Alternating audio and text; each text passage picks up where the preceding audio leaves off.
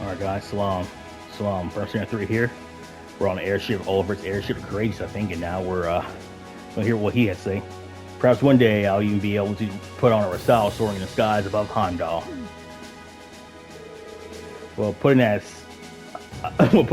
certain idiotic flights of fancy, at this speed it should take less than an hour to reach Roar. Damn, Major Vander. Feel free to make yourselves at home while you're aboard. Aside from restricted areas like your engine room, you have the run of the ship. Go on and poke around a bit. Thank you very much, sir. Oh, thanks. I'll take you up on that. And so we ended up flying to our destination aboard Empire's newest, most cutting-edge cruiser. But we didn't just sit and look out the windows, of course. Since we had a shaft, we set about exploring it, courageous, seeing what this top-of-the-line airship had to offer.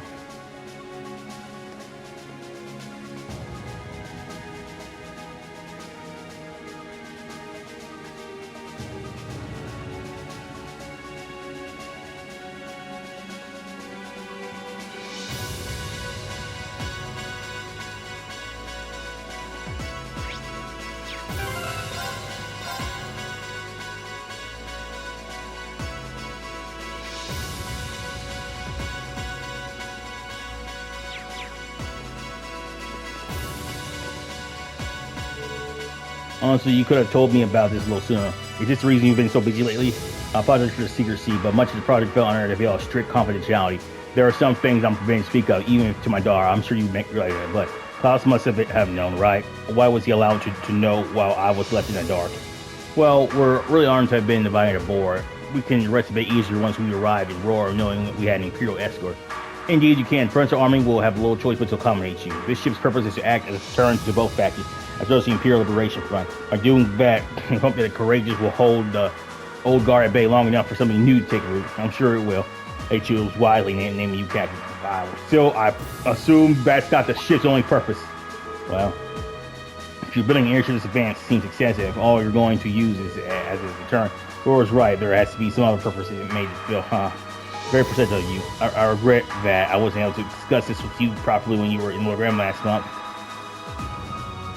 But I'm proud to see just how much you've grown since you enrolled at the academy. I have my class to thank for that. Learning alongside him has been a constant source of insights.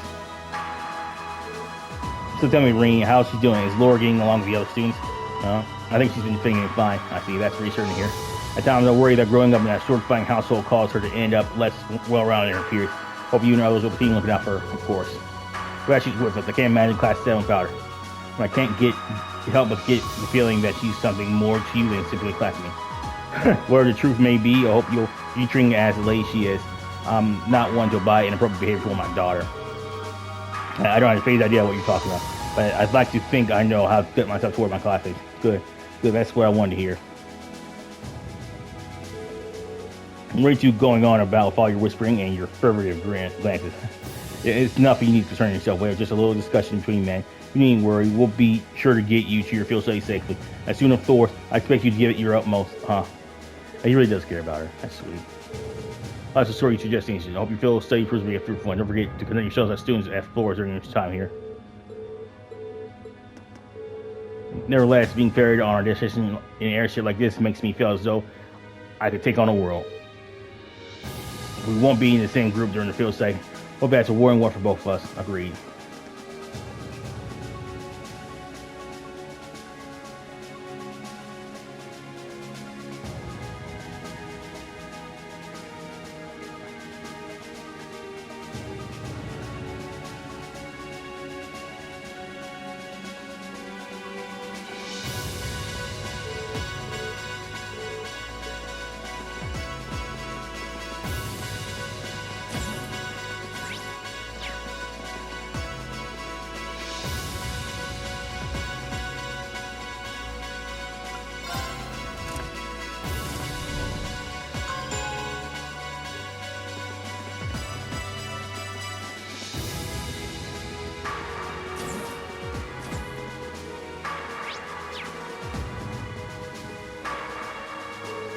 I couldn't believe what I was hearing. I know that the rifle company was involved in developing something on this scale at this time.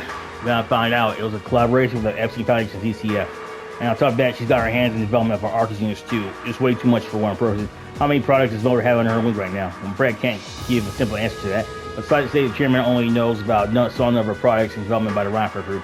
Play the director's half. I knew it. Oh, hello, Master Rean. Sorry, am I interrupting? No, it's okay. See, how you finish exploring airship? I expect it'll be a little long for it to reach Roar. Finish, I don't even think I've seen half of it yet. It's kind of overwhelming. I'm looking forward to landing in Roar, though. It's been a while since I've seen the industrial metropolis. It's not too far from my hometown, so I'd always hear that in passing. Oh, that's right. You're from Ymir, so I guess you would, man. You want a little refresher? I can bring you up to speed on place Roar. Sure, why not? Roar used to be a factory town, but it grew into a hotspot for technology as a result of the steel and heavy industry. The population is around 200,000, and since the city in the North Shia province is under Marquis Rogan's jurisdiction. Oh, that's right. I still find it a wild end that Angelica's daughter. You know, last time I visited, it felt like the whole city was man-made. Trees and grass were a rare sight. It really is kind of hard to tell how large the city really is, though. And well, the city itself is basically one giant structure divided into several levels. It's been expanded so many times that even long-time residents occasionally wind up in places they don't recognize. Why, I've lost count the number of times I had to go pick up Lady Alyssa when she lost her way. That was when I was still a kid. Don't say it like it still happens. Really, it was a long time ago. Something tells me that we're looking at a not-so-quite distant past. Anyway, North Roar's Ascension Iron Mine. The Iron Mine there makes its way to into most of Rockford Group products in some form or another. The amount of ore they get from just that one mine is immense. The Empire would be a different place without it. I doubt it. Even our Texas Mission Ascension Mine. It's been vital to the Empire since back for the Order Revolution. In the center of Roar, you can't miss the Rockford Group's corporate headquarters, which is also basically my house. Honestly, I was hoping I wouldn't have to go back anytime soon. Now listen. I guess there's no point in moping. We've yet to have a field study that didn't spiral into some sort of hectic adventure. I'm ready if you are. We'll just take it as it comes. I wish you all the best. There was such a written war. Yeah, so I wonder if what he says, Laura's father, I wonder if what he says is different if I didn't romance Laura the entire route, like didn't have a high bond level. Would he say something different?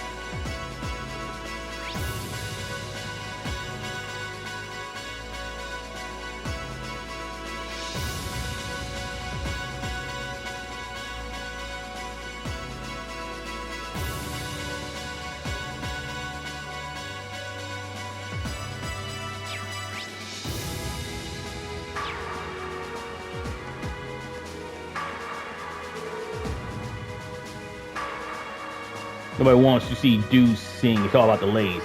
Besides, if you make the outfit skimpy enough, guys will be breaking down the doors trying to get in. Yeah, you're right. No, he's right. He's right. Are you three working out what to do for our concert? Yeah, we got the general gist of it figured out now, but and let me guess, Rean, would you prefer male or female vocals? It's a really important audience, too, since it'll change the audience we draw. That's a tough decision. I want to try both in. You know what? That'd be perfect. Yeah, I really like the idea. 2 songs would be perfect linked, too. Rehearsing would be a bit tougher, but I think we should do it. Let's do both plans. You won't see me complain. You really seem excited for this. I'm glad that either of the plans we came up with will go waste. Right then, time for a little more brainstorm for Crow and uses.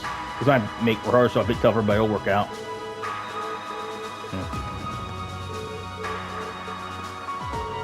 You realize there's several sites here. You realize this will put us in direct competition with Class 1, correct? We'll need to do something to the degree of class in order to take them on. Okay, that's right.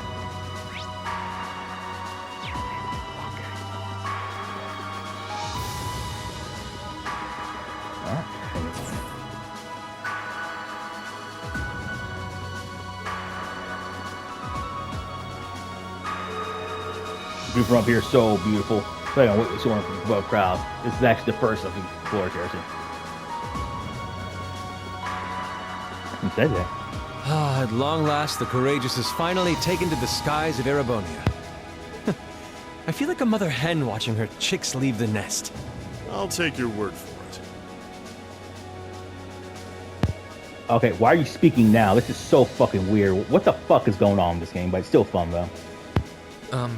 This may sound a bit forward of me to say, but it sounds like you had some hurdles getting this project together. It was no easy ride, I'll say that. I doubt it would have come together without the prince's unwavering dedication and tireless work. He had to find the time to raise funds and oversee the entire project, in addition to all his official duties. And to add to that, he had to take care of all the arrangements necessary to get Viscount Arcade installed as its captain. I can't even imagine how busy your schedule must have been. Even from a student's perspective, it sounds brutal. Well, for this ship to have any weight as a deterrent, I needed the Viscount. Thankfully, he agreed to my request. My plan is to create a neutral third power capable of acting independently of our nation's two competing factions. You can think of the Courageous as the first physical embodiment of that ideal. A third party, huh? I feel like I'm starting to understand at least part of what it is you're trying to accomplish.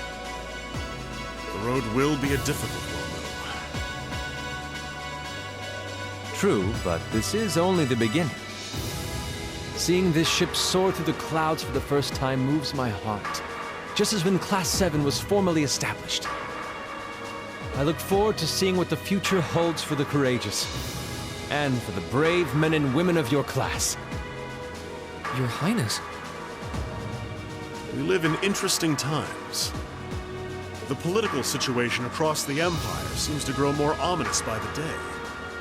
But, with any luck, making a real show out of this ship's launch will push back against the prevailing climate. Well, that's the hope at least. Either way, you'll have your whole life to split hairs about politics. For now, give your attention to your field study. Thank you. I know you have high expectations for us, and I hope we'll be able to meet them.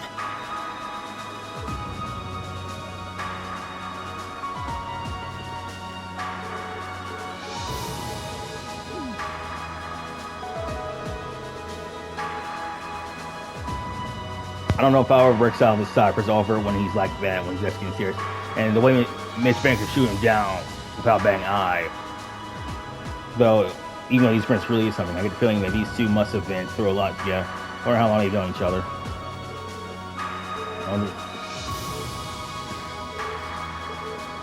I think we will. I think we will. Prince really used himself now, like brothers now. What the fuck? Kill the guy. I don't know, like, you kill the guy. Yeah.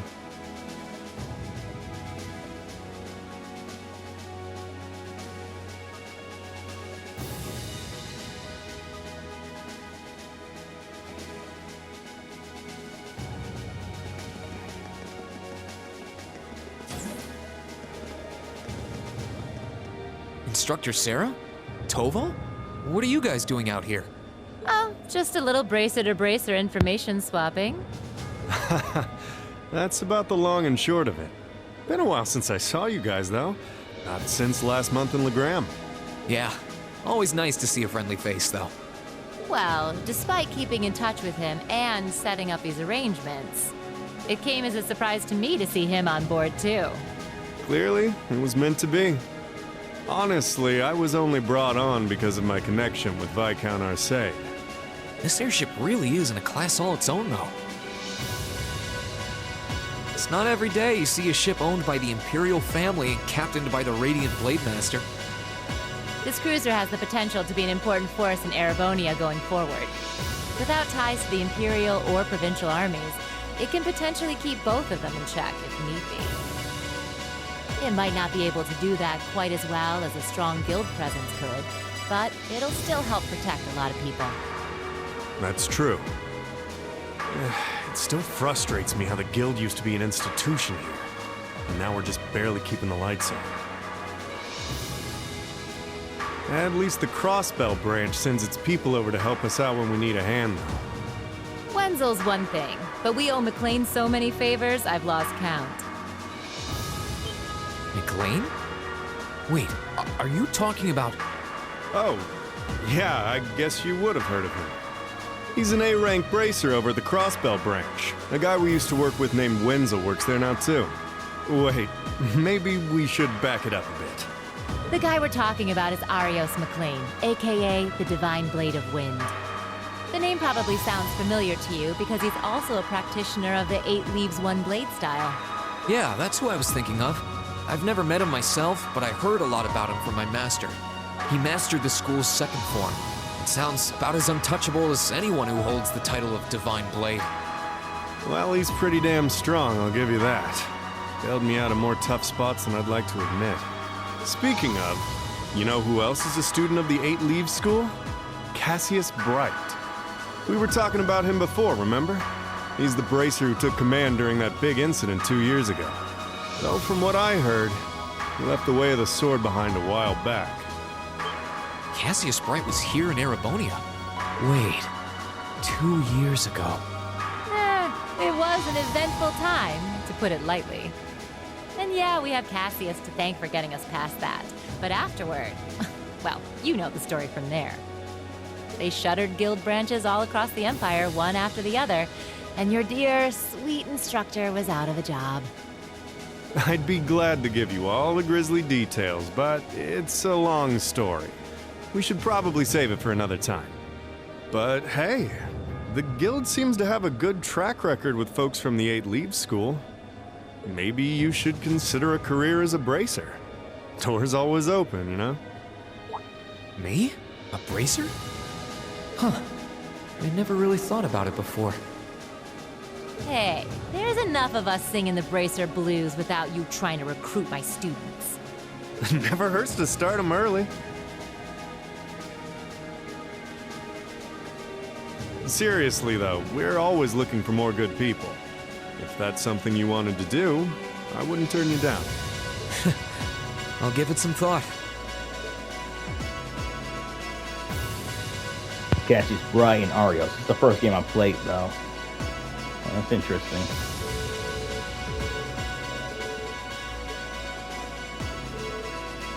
I haven't still really captured everything he did either. Well, we'll just have to do what we can with the idea of keeping Graves to her life. I wonder if that has something to do with how she ended up working at the academy. It feels like she has a lot on her mind right now. Attention all crew members and passengers. We will soon be entering Ruhr airspace. Please prepare for landing, and make sure you have all personal effects with you before disembarking. Sounds like we're almost there. That was a shorter flight than I'd expected. Guess I'd better go round up the others and start getting ready.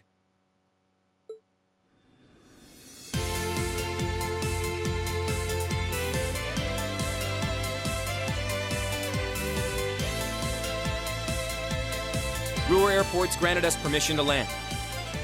Commence landing preparations. And keep the engine warm.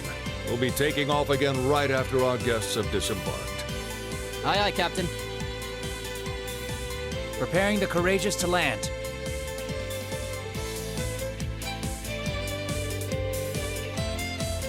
Including today, you've got 3 days for most field study. Make them count, guys. I plan on it. We'll do the best we can. You guys be careful in orders, okay? Yeah, it sounds like things could be dangerous there. I don't swear we'll be fine. We'll be alright. If it's certain someone, keep her mouth shut. Take care and roar, everyone. Will do. When you get back, we'll be jumping straight into the festival prep. Hope you're ready to discover the terror of the plan by committing. Oh, that's right. Well, if everything that's happened so far today, I almost forgot about that. We'll have the song cleaned up for its final by the time we get back.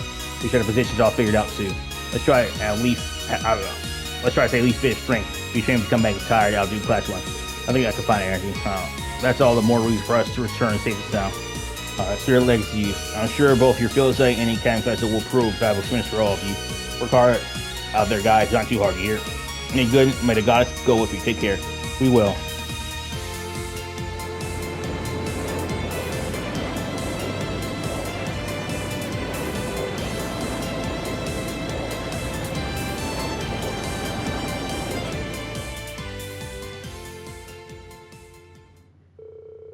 Craig shuts down a massive Ruhr airport. If safe's around, it wastes no time ferrying or Ruhr's the main direction, but Sharon got us around for headquarters office can step.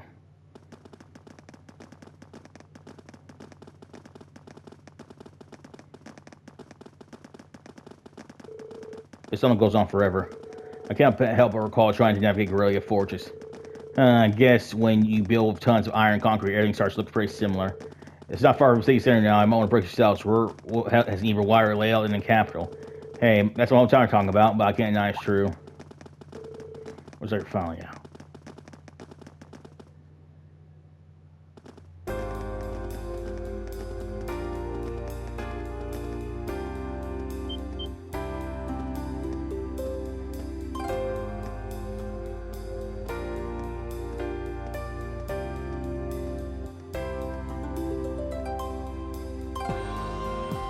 Damn, this is modern as fuck.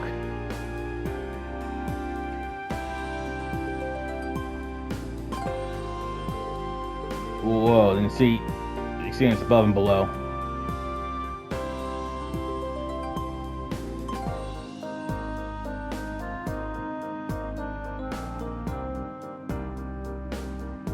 Yeah. Aurora grew up around steel fabrication and heavy industry. That's how it came to be known as the Empire's industrial metropolis. You're right, it is weird. It's got population of about 200,000 too. That's the biggest capital of a smaller country. I feel like the city's gotten even bigger since the last time I was here. The round for corporate headquarters upper level, right? That's right. If you'd like to visit, just head up the escalator. Allow me to welcome you to Ruhr, home of the Reinford Company.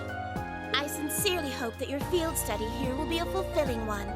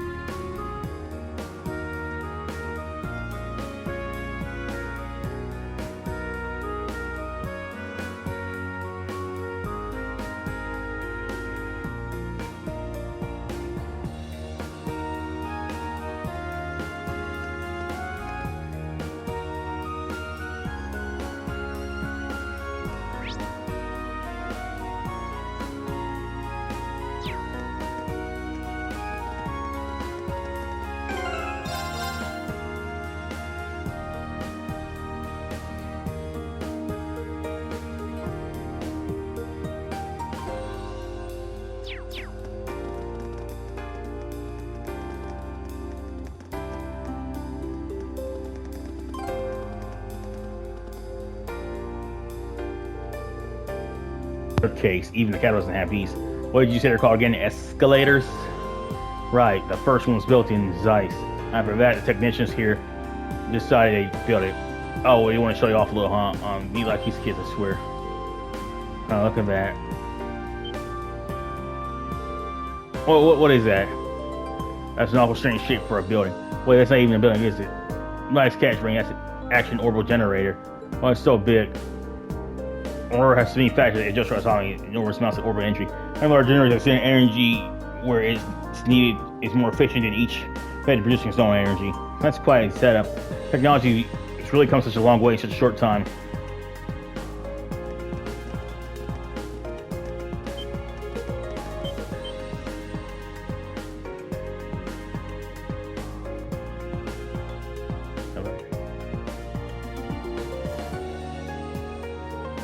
Well, I've seen the building in pictures, but it's even more commanding in person.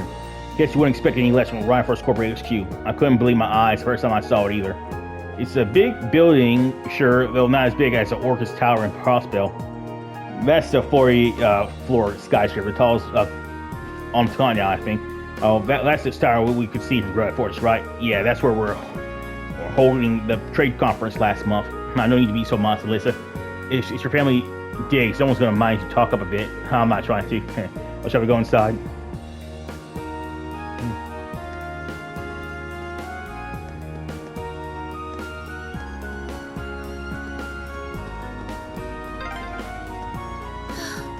Master Rean, please don't cause too much trouble.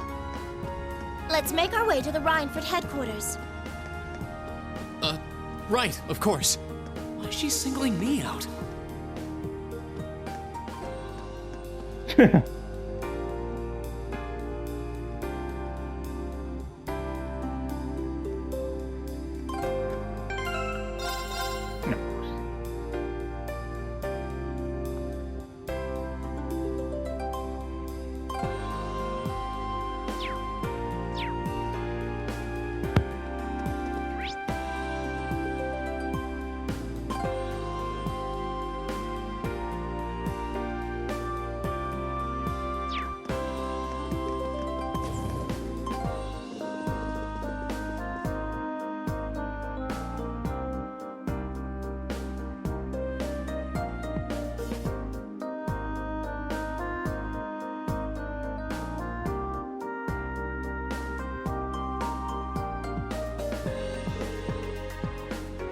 It says fancy on the inside. Are these all scale models of what machines Reinford makes? Yeah, but I'll tell you more about them later if you're interested. Lady Alyssa. Hell, it's also good to see you again. I was questions all mine. It's been 6 months since you've been home. I'd heard you were attending a military camp on Oslo Trap. Looks like you've finally decided to come back and visit the old home city. Yeah, here I am. I'll be staying for next. Well, okay, I see you. Take good care of it, Sharon. Sorry, Sonny will.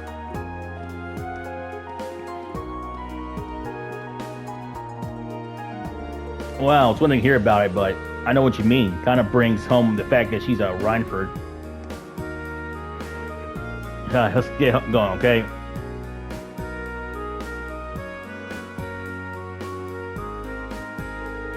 Hey, allow me to show you to the Sherman office. We'll be going up to the 23rd floor, Sharon says.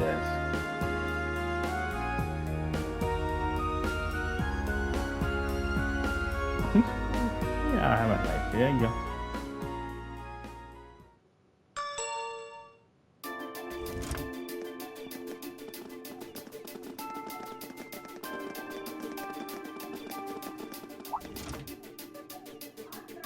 Hey, what's up? All right, later, bye-bye.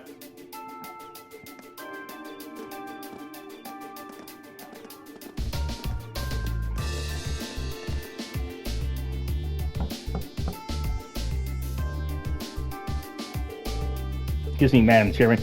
Or by the ladies and gentlemen of Class 7, bring them in. As you wish.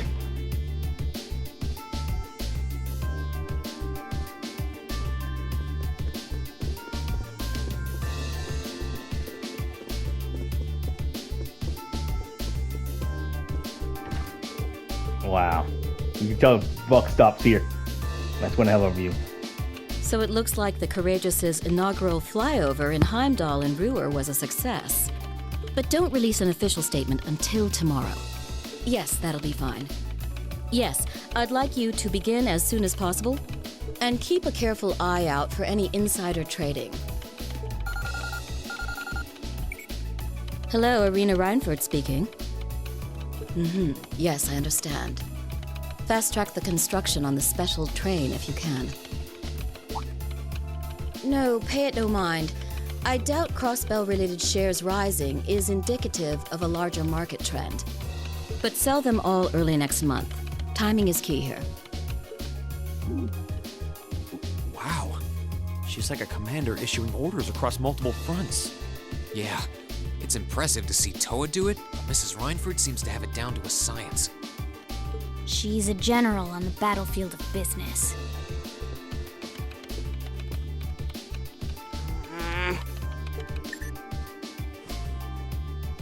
Ah, right.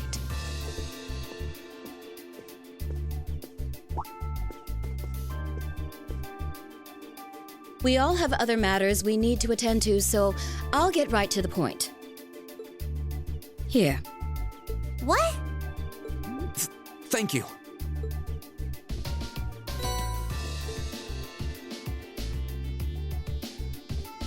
I've cleared my schedule to dine with you this evening, so anything you wish to discuss can wait until then.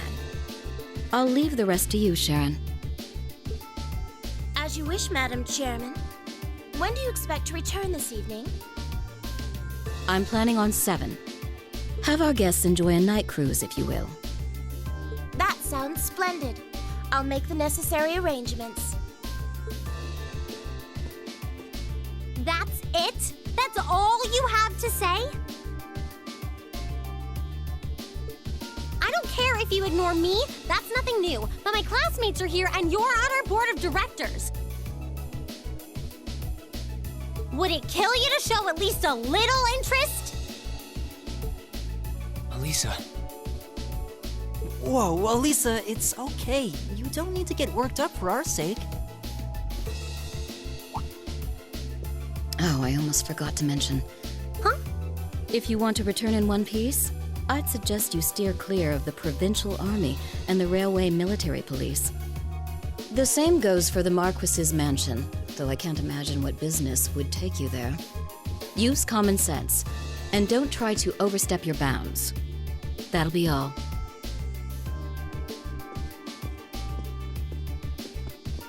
Have a safe trip, Madam Chairman.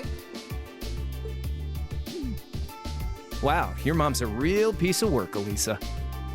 The army only wishes it was that efficient. She certainly has the mettle to head up an international company like this, to say the least. See? You see why I didn't want to come back now?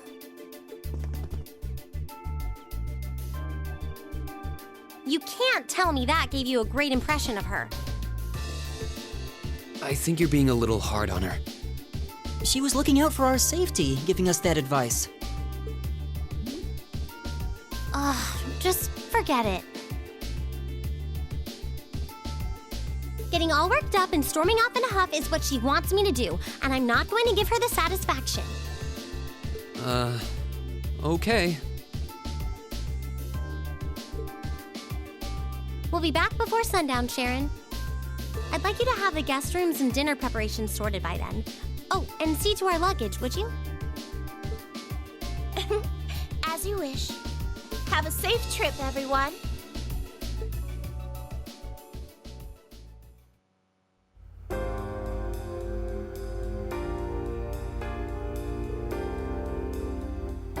I'm all in favor of jumping right into our field study test, but it's really okay to dump all our luggage on Sharon. I was wondering the same thing. Our luggage here must be quite a heft.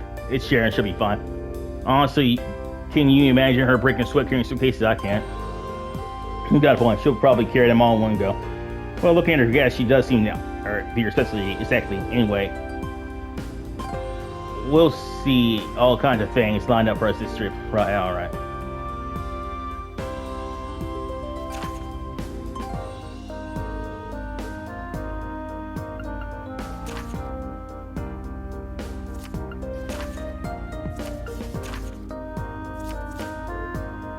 So the area's defined as 200 cells radius in roar. These two must course her activity to be remitted to structure upon request. Looks like she hit the sweet spot with a challenge factor. That reminds me of Mafia's dad. I can't really deny it. I bet she's so sure she's got us pegged. She probably thinks we won't be able to finish all these. Just you watch. We'll finish up every last one before this evening. I'll show her. Oh, that's fair. Anyway, it's only 11:30 now, so we've got plenty of time for sundown. We never got the hang of this whole field study thing right now, so let's show Roar some class spirit. All right.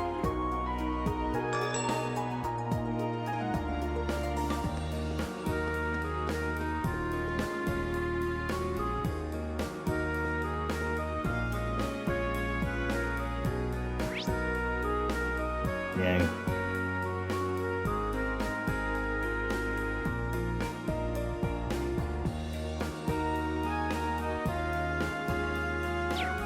I don't know.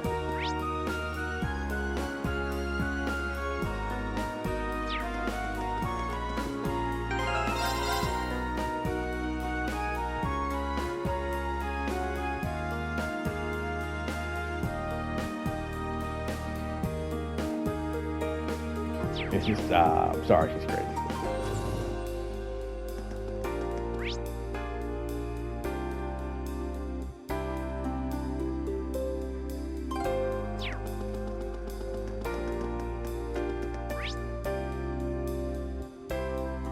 Oh, yes.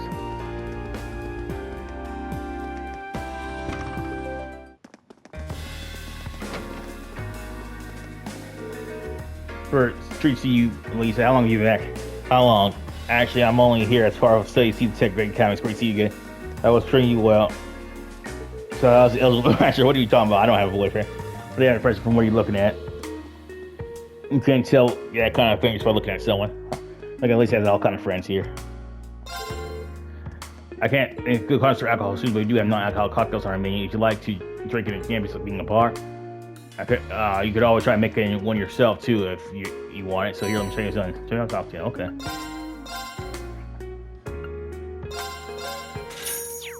I'm alright, Terry. Congratulations, son.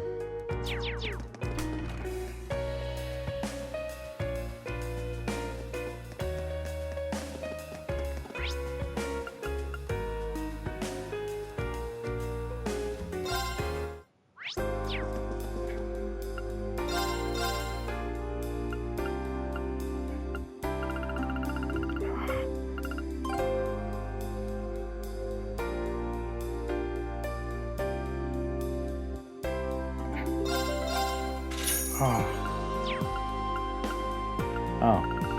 Yeah. Yeah, you're probably dying, but...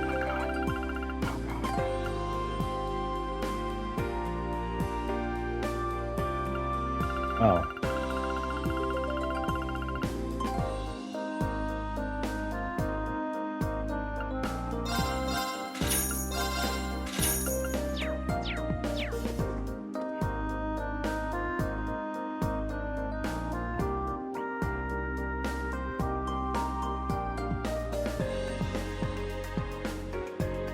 Right.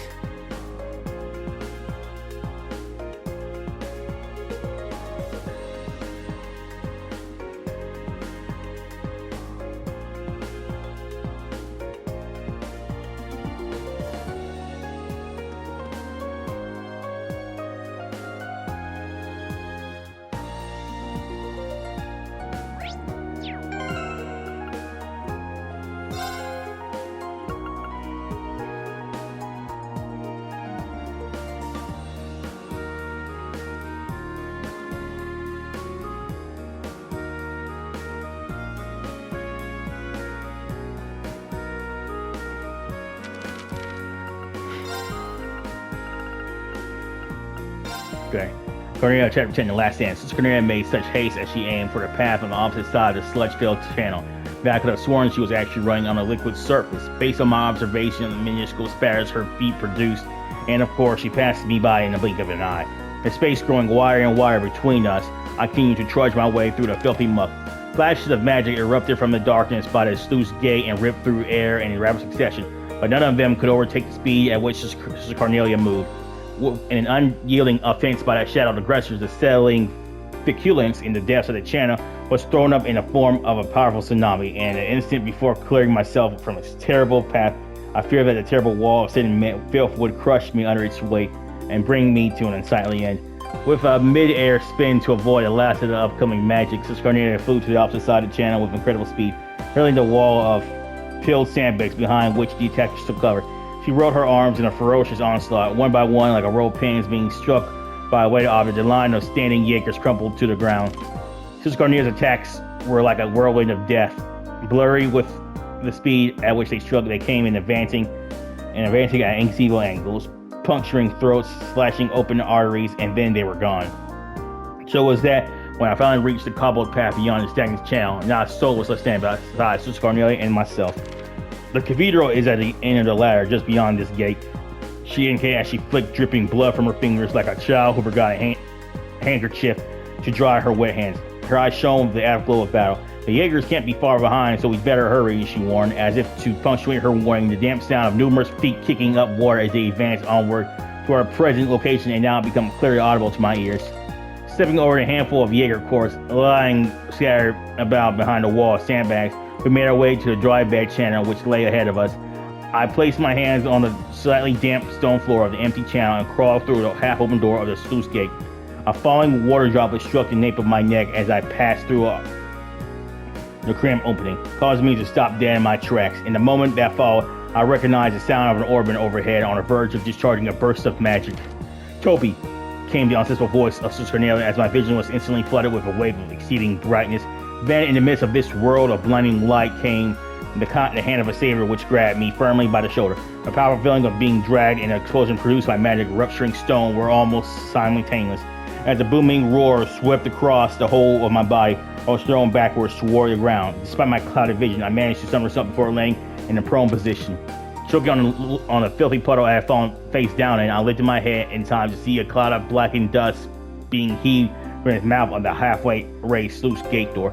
And as if my worst nightmare had now become reality, I watched as one after another the blockading Jaegers emerged from the smoky cloud, each bearing a glinting blade.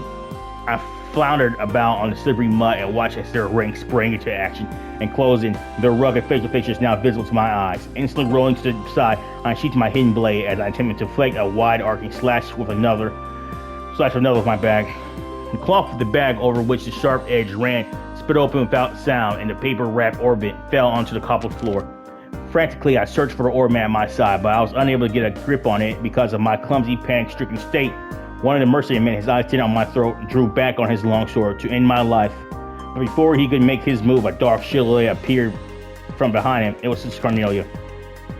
Her hands, moving with such finesse, disarmed the man in an instant, and left only his sword behind before he was launched from view into the hanging shadows, revealing the dank conduit. As the sound of the falling sword struck the ground with a high-pitched clink, Sister Cornelia dropped to her knees. Her soft, whispering words were full of regret. "I'm sorry, Toby." With her head bowed forward, I watched invisibly as several streaks of blood began to run down on the side of her face. "It looks like the gods may be calling you home, too," she said gently. Once again, Sister Cornelia rose to her feet, her cloak hanging in tatters. Eyeing her outer garment's ragged state, I knew for certain that it had been caused from the previous blast of magic. In order to protect me from harm, Sister Cornelia had willingly used her body as a shield to absorb the burn of the forest, and now a strain of effervescent crimson blood had begun to seep through the cloth covering her breast. I swiped up the artifact, which had tumbled to the ground, and the hole in my severed back tore away the wet paper which covered its surface. Then, with the old lump of metal in hand, I placed it atop my ornament, and I gripped them both tightly together. The sound of footfall from the Jaeger Corps had by now subsided. They stood in cluster with their swords drawn, effectively blocking any possible escape through the sluice gate. Sister Cornelia let out a shrill cry, and I, as if taking the sound to be a command to attack, unleashed the energy pent up within my ornament. The device roared, and at the instant the magic was discharged. I felt an intense wave of searing heat graze over my cheeks as my entire body was immediately blown backwards by its powerful force. Stunned, I collapsed onto the floor. When I finally forced to open my eyes, I could see Sister Cornelia standing above me with her back turned to face me. Her right arm had lost all strength to function and hung limply at her side. Dazedly, she slid to her knees and slumped onto the ground before me. I pulled Sister Cornelia close to myself and hugged her tightly, blasted the pack of assailing mercenaries with an insane wave of magic. But then it was all over, my last stand ending as soon as it had begun. Countless really sharp sword tips stared down at us from all sides. Convinced that I had finally reached my life's terminus, I raised my right hand, and while placing a false up of my ornament that it could somehow protect us, I activated, the last of its energy being consumed as it was drained to empty. Whirling arrow blades spun around us. I closed my eyes and accepted my fate, and behind my darkened eyelids, an endless realm of whiteness began to spread out before me. Yeah. This is Cornelia chapter 10, The Last Stand. This is Cornelia finale, a legacy never forgotten. Okay, let's say. I was swallowed by the light only to be spewed moments later onto a patch of hardened ground. The air was filled with the scent of sun-baked earth, yet for being the floor of some grandiose heavenly estate inherited by those in the afterlife, it felt like the flagstones I had grown accustomed to in my past life. Upon feeling around in my immediate surroundings, my searching hand found soft locks of disheveled hair. It seemed as though Sister Cornelia had come as well as I to meet our Creator firsthand. Gradually, as I lay there, I felt something warm swell up in the pit of my stomach. Weary and I just let the feeling spread over me. It was at about this time that the sound of murmurous voices started to fill the air around us. Warm breath tickled across my nose and brow, letting me know that I was being stared at directly in the face. As my eyes adjusted to the intensity of the light, I realized that I was looking into the face of a young girl who beamed back at me brightly with the widest of smiles. She seemed a bit young to hold the esteemed position of the goddess. The knell of a bell overhead rang out loud and clear. Strangely, it had sounded exactly like a cathedral's distinctive toll. Taking this series of events to be rather odd, I picked myself up and at last awakened from the dream which had temporarily invaded my senses. There it was, a familiar cityscape, the sounds and even the scent of the breeze. I knew the place by my heart. It was a public square of the Imperial City which unfolded before this great cathedral of the Septian Church. I opened the fingers of my right hand and stared down at the metallic lump in its palms, entrusted to me by Mick. Golden filaments of light swirled across the surface of the artifact. I instantly recalled Sister Cornelia's words. "It's alive," she said, and as I watched the ancient light gradually fade away before closing my hand around the surface once more, I believed it. Supporting each other by wrapping our arms around one another's shoulders, Sister Cornelia and I hobbled and limped our way toward the magnificent cathedral as the awe-inspiring figure of the goddess Adios stood silently with unfurled wings, watching over us from the deep-hued stained glass window from above. And as for the events which followed, they were all settled in an orderly fashion. The Italian lump which Sister Cornelia had so daringly risked her life for was turned over to His Eminence, the Cardinal, who presided over the cathedral.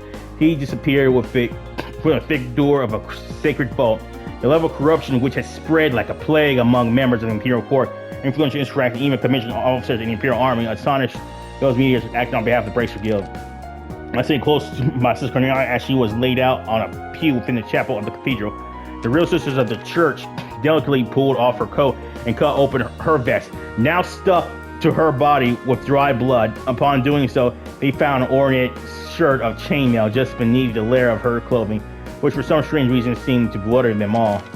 The next day, a certain aristocrat who had hired a year course to carry out his selfish bidding, I relinquished the artifacts in his possession in return for keeping his estate. Hence, his collection of forbidden antiques were brought under the safekeeping of the Septian Church. Sworn to secrecy, I made immediate arrangements to take leave for the Calvary Republic, my destination a high-class resort, which turned out to be an exacting way to recover physically and mentally, as well as forget about the series of events which had occurred over the past few days. Naturally, the bracers assigned to provide my escort were none other than Clayton and Pavel, who before me left guided me without a word to where Sister Cornelia was resting.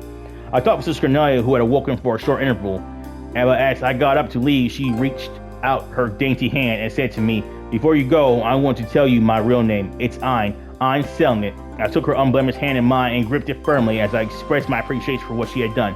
And today, now 3 years later, I stood staring at her name once again, but this time printed on a page of the Imperial Chronicle, Ein Selnit. Wow. Below those printed characters ran the few lines of an unblemished article. Yesterday, a corpse was discovered in an urban area of the capital just before dawn. The body was found to be covered with multiple stab wounds. The departed in life had been involved in charitable work, brought salvation to many afflicted souls in various regions throughout the land. As I read the last line, I envisioned the deceased figure as Sister Cornelia lying motionless upon a darkened street. Yet, despite the blood-stained face, I envisioned in my mind, I saw her as she rested in peace. A gentle smile crossing her face and vindicating of any transgressions in life. As I rolled to the copy of the magazine in hand, I brushed my hand slightly across the shining bracer emblem pinned on my chest. Almost 2 years have passed since I converted to my new line of work, which Sister Cornelia had so graciously recommended to me. And finally, I had become used to using my real name. Toby came and whispered of Sister Cornelia as it resurrected in my ears. Now only known as Toby, I pressed my forehead against the cold, clouded window of the passenger car. The rippling eyes of Sister Cornelia shined brightly like a carnelian stone, forever ingrained in my memory. In my mind's eye, I watched as her coat sleeves trailed out behind her as she dashed away into the darkness of my memories. Opening my eyes, I gazed out through the window glass, and there I saw a bling robe-colored illumination of Imperial City as it faded beneath the heavy white fog. Again, that was interesting. Maybe make an episode out of that.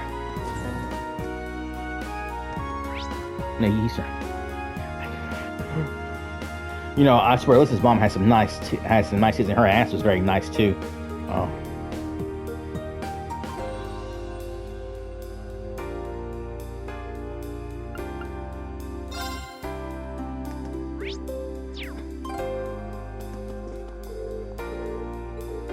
Yes.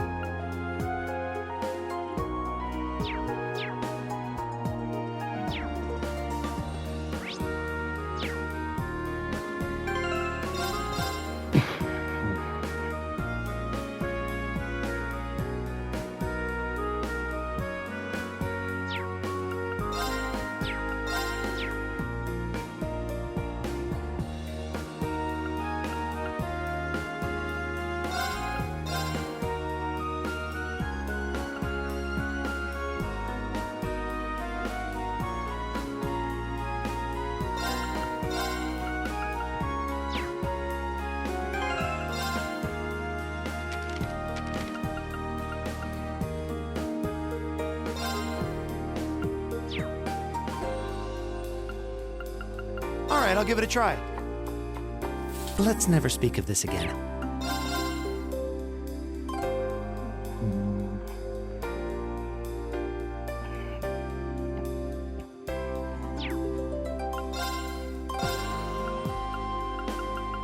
Sure, I'll give it a shot. Oh, this actually looks good.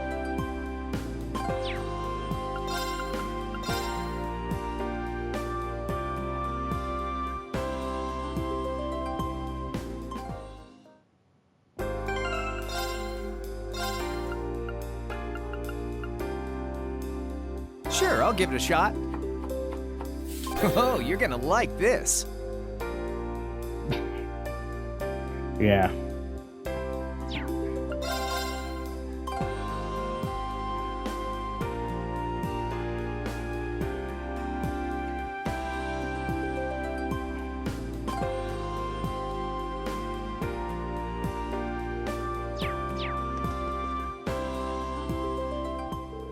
Hello there, Chief. Well, what do we have here? Ladies and our classmates, thank you for coming to speak with me. So that must mean you're Chief Johan at your service. I'm part of the Rhineford Group's 4th Development Division. The 4th Development Division, they're one of the group's major divisions, especially in orbital communications and battle ordnance. I think they even supervise the development of orbital staff. But really, that means that the reports that I write. Oh, so you're Ilya, are you? I appreciate you always sending us such detailed reports. You're definitely one of our most helpful testers. I'm happy to hear it. So, orbital communication and battle ordnance, those two things sum Argus up perfectly. Smart kid. Those Argus ordnance of yours are one of our most important R&D products right now. Now that you're focused on the Arcus, do you think you could help us out with our little investigation? What do you say? That could be interesting. Oh, you would? Thanks a lot.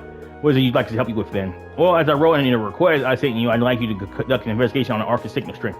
I imagine you've all been making use of the wireless communication capabilities of your Arcus ordnance, and I assume that you're aware of the fact that they use orbital waves to make that possible. I'd like you to search for places where the orbital waves are weak. Where orbital waves are weak, huh? Well, the highways are first places that come to mind. So look outside city? No, I want you to conduct your investigation inside city. Wireless orbital waves are not always the most stable things in the world. You may generally get stronger signals inside town, but the strength still varies depending on where you are. Now that you mention it, yeah, there are some places where it's tough to get a call to go through, but how are you going to find them? I probably should have started by giving you this. Orbital wave detector, yeah, that's right. It does just what you'd think. The text provides information on the orbital waves wherever you use it. If you find an area where you think the signal will be reduced, try switching this on. Why don't you give it a try? Okay then. Now it's complete. Orbital wave intensity level 3. Some words came out. It said the signal in this area is 3, didn't it? You said right, like, number appears to tell you how strong the orbital wave signal is in the area. If it scales on a 1 to 3, with 3 being the highest. In other words, signal strength here in this store is excellent. Any call you made would be crystal clear. I want you to go search for there are areas where the orbital wave detector displays a result of 1. Sounds simple enough. I understand. What is your assets do? But what sort of thing would weaken an area signal? There are 2 main causes. The first is the waves being physically obstructed, like by walls, ceilings, and stuff like that. Second, interference from other kinds of orbital waves. I'm kind of sorry here. Some of the devices other than the Arcus use orbital waves. Think radios and other communication devices. Some orbits give off radio waves too, but that's a really negligible amount. Sometimes you get multiple kinds of waves in the area. They interfere with one another, meaning neither works properly. It's not my first time hearing about it. Either. Sounds like it could be a real problem. It certainly is. It's probably the biggest drawback to wireless communication technology. That said, orbital waves are pretty strong outdoors, so you generally don't have to worry about it unless you're inside. I see. Well, narrow down our investigations over if you stay indoors. Certainly, yes, you may find new areas with weak signal strength outside, but they're much more common indoors. Versus our research, we'll need you to find at least 3 different problem areas. If you find more than that, we'd be thrilled, but that's up to you how much time you have. Well, I think that's pretty much it. Any other further questions? I think that's everything we need to get started. Thank you for bringing everything down for us. We'll get started way, Chief. Thanks, kids.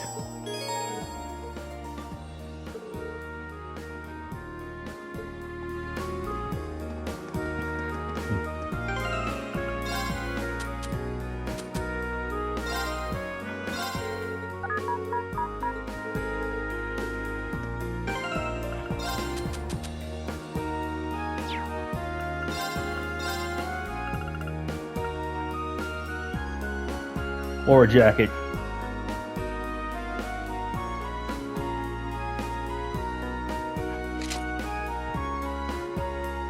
Yep.